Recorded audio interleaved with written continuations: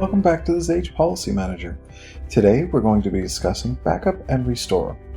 Once you've deployed your Xage fabric, you're going to want to add all of your devices and user identities. As you see here, we've created our users, our user groups, our devices, and our device groups. Additionally, we've added a Xage enforcement point to both of the sites, added devices behind each of these Xage enforcement points, and configured communication policies to allow user groups to devices and device to device communication. Once all of this is set up, Xage strongly recommends you begin taking periodic backups of your entire environment layout. To do so, we go to the backups, we select Create Backup, we enter a password, confirm the password, and begin the backup process. Once this is complete, a file will be stored encrypted on the Xage Manager hard drive, wherever the Xage Manager lies, whether that be a virtual machine or a physical bare metal machine.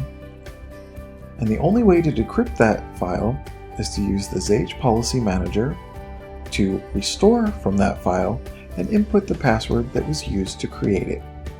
As you can see, we record the version number, the file creator, the size of the backup, and we also provide a checksum to ensure that the backup file has not been tampered with. Once you have backups created, if you ever need to restore, you can simply go to the System Overview, scroll down to the bottom, and click Restore.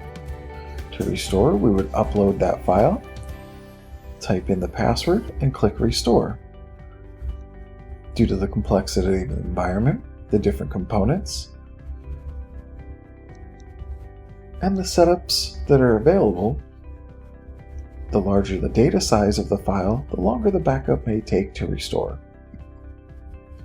Again, Xage recommends taking periodic backups of your environment to ensure that if any corruption or problem happens with the Xage fabric or software, you can immediately restore to a point where it was still successful and operational.